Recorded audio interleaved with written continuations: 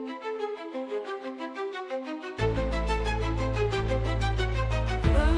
to the Unloved Woman Podcast. Welcome to the Unloved Woman Podcast.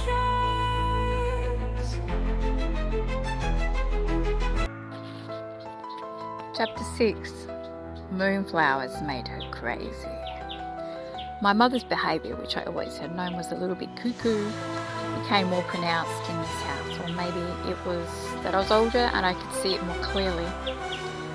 She still maintained an image of perfection, always keeping the house immaculate, cooking meals that would make anyone think we had it all together. Her focus on health, eating well and staying beautiful was obsessive, as if her appearance was the only thing that really mattered to her. It was all for show. Behind closed doors, the story was different. She would badmouth my father to her sisters, turning them against him while keeping a flawless front to the outside world. I did see just how fragile she was.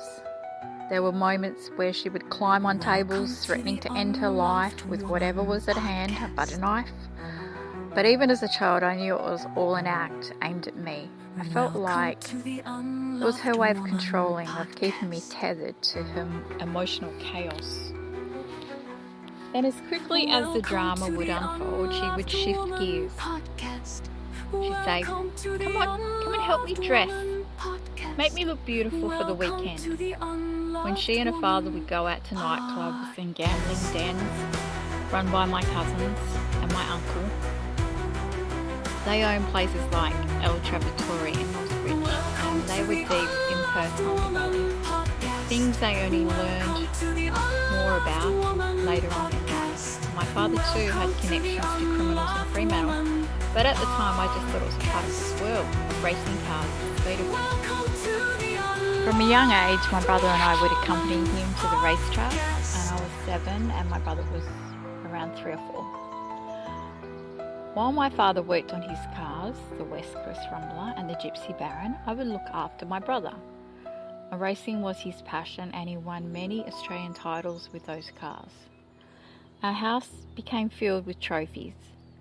Though I'd watch in absolute disbelief as my mother would throw them out, because she said she hated clutter. She hated the attention it brought to something that wasn't her. It was a strange life, surrounded by beauty, chaos, success, dysfunction.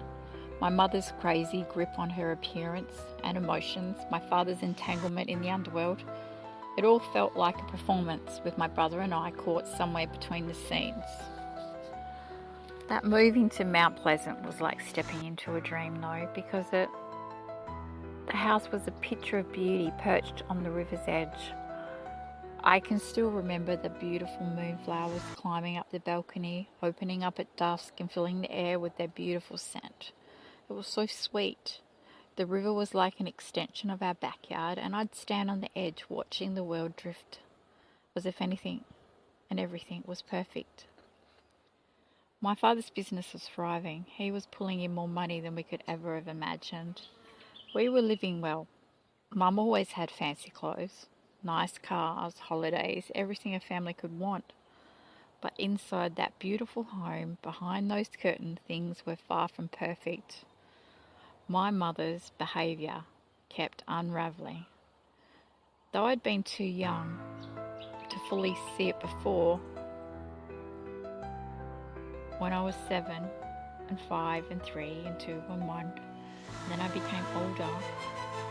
In Mount Pleasant, I was about 11, and I couldn't ignore it anymore.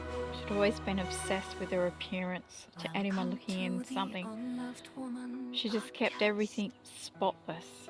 We had good meals, and she'd make sure her looks were always pristine. Her health, her diet, everything was about preserving the image. But I began to notice how fragile, how broken, how cracked she truly was beneath the surface. It was as if her whole world would shatter if she let a single crack show. The cracks, though, were always there. I'd hear her on the phone with the sisters complaining about my father, whispering bitter words behind his back, painting him as a villain while she played the victim.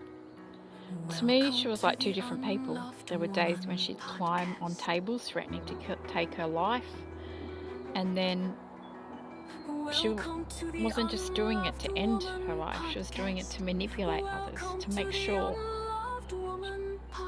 we were tethered to her emotional whims.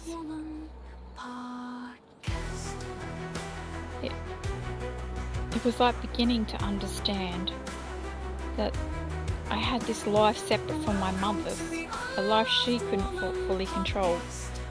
But that realisation came with a price. The more I grew, the more I knew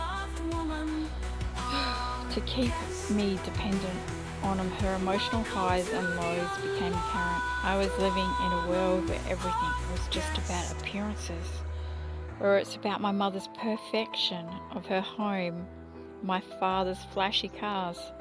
But the truth was far messier and darker than anyone could see.